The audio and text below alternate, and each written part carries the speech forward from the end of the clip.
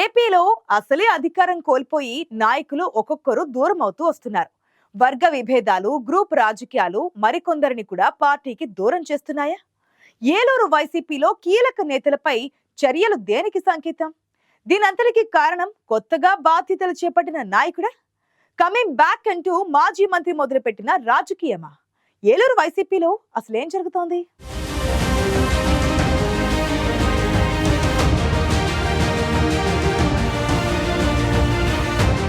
ఏలూరులో వైఎస్ఆర్ కాంగ్రెస్ పార్టీలో ఇప్పటికే మాజీ డిప్యూటీ సీఎం ఆళ్ల నాని పార్టీని వీడి తెలుగుదేశం పార్టీలో చేరారు. ఆయన కంటే ముందే మేయర్, కార్పొరేటర్లు, మరికొందరు కీలక నేతలు కూడా గుడ్ బై చెప్పడంతో ఫ్యాన్ పార్టీలో సౌండ్ లేకుండా పోయింది. అయినా అధిష్టానం ఏమాత్రం ఆందోళన చెందకుండా పార్టీలో గతంలో ఆళ్ల నానికి కీలక అనుచరుడిగా ఉన్న మామిళ్లపల్లి జయప్రకాష్ అలియాస్ జేపీకి ఏలూరు అసెంబ్లీ నియోజకవర్గ బాధ్యతలు ఇచ్చింది. జేపీ కూడా ఏలూరులో చురుకుగా పార్టీ అధిష్టానం పిలుపునిచ్చిన కార్యక్రమాలు చేస్తూ వస్తున్నారు.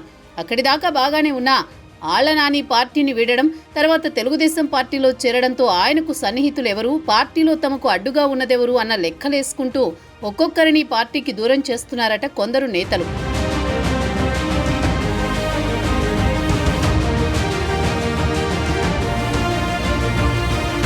ఏలూరుకు చెందిన కీలక మహిళా నేత పిల్లంగోళ్ల శ్రీలక్ష్మి వైసీపీలో తీవ్ర అసంతృప్తితో ఉన్నారట.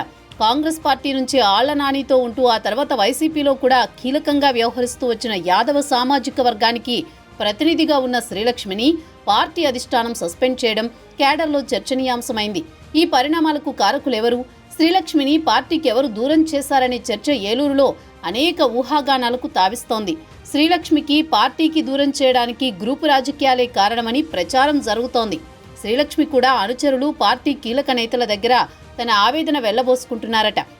ఏలూరు అసెంబ్లీ బాధ్యతలను జేపీకి ఇచ్చినప్పటి నుంచి కావాలని తనను పార్టీకి దూరం చేసే ప్రయత్నాలు చేస్తూ వచ్చారని, అధిష్టానం దృష్టికి వాస్తవాలు తీసుకువెళ్లినందుకే కుట్రలు చేసి సస్పెన్షన్ వేటు వేశారని పార్టీలోని కీలక పెద్దల దగ్గర ఆమె ఆవేదన వెలుబుచ్చినట్లు తెలుస్తోంది.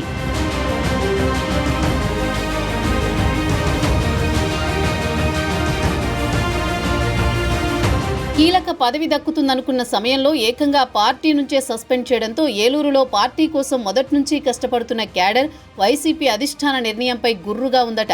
ఏళ్లుగా పార్టీ కోసం కష్టపడుతున్న శ్రీలక్ష్మిని సస్పెండ్ చేయడానికి అధిష్టానం సరైన కారణం చూపకపోవడంలో ఆంతర్యమేమిటని గుసగుసలాడుతున్నారట. శ్రీలక్ష్మిపై పార్టీ హైకమాండ్ చర్యలకు కారణం జయప్రకాష్ అని కొందరంటుంటే, దీనంతటి వెనుక ఓ మాజీ మంత్రి ఉన్నారని మరికొందరు చర్చించుకుంటున్నారట.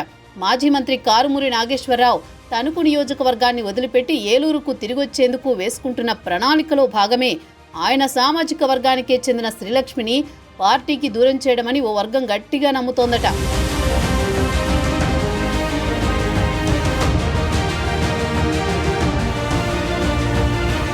కాంగ్రెస్ హయాంలో ఏలూరు కేంద్రంగా జడ్పీ చైర్మన్గా రాజకీయాలు నడిపారు కారుమూరి. ఆ తర్వాత పక్కనే ఉన్న దెందులూరు అసెంబ్లీ నియోజకవర్గం నుంచి పోటీ చేసి ఓడిపోయారు. మరోవైపు నరసాపురం పార్లమెంటు పరిధిలోని తణుకు అసెంబ్లీ నుంచి కూడా ఆయన 2 సార్లు ఎమ్మెల్యేగా గెలవడమే కాకుండా జగన్ కేబినెట్లో మంత్రిగా కూడా ఉన్నారు.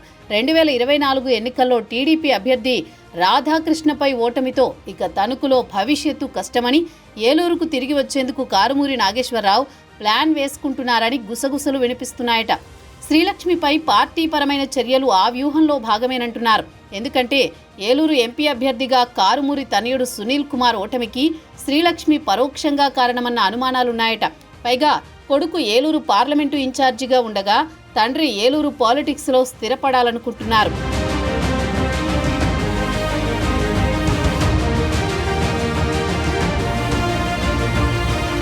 వచ్చే ఎన్నికల్లో ఏలూరు లేదా పక్క నియోజకవర్గాల నుంచి రాజకీయాల్లో ఉండేలా కారుమూరి ప్లాన్ చేసుకున్నారని, పిల్లంగోళ్ల శ్రీలక్ష్మిని పార్టీకి దూరం చేస్తే సామాజిక వర్గంలో తామే కీలకంగా ఉంటామని కారుమూరి భావించారని ఆమె వర్గం అనుమానిస్తోంది.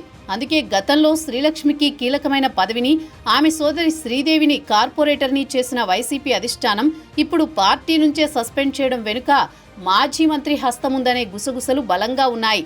కారుమూరి ఏలూరు వైసీపీ కార్యాలయానికి వచ్చి ప్రెస్ మీట్లు పెడుతున్నారు.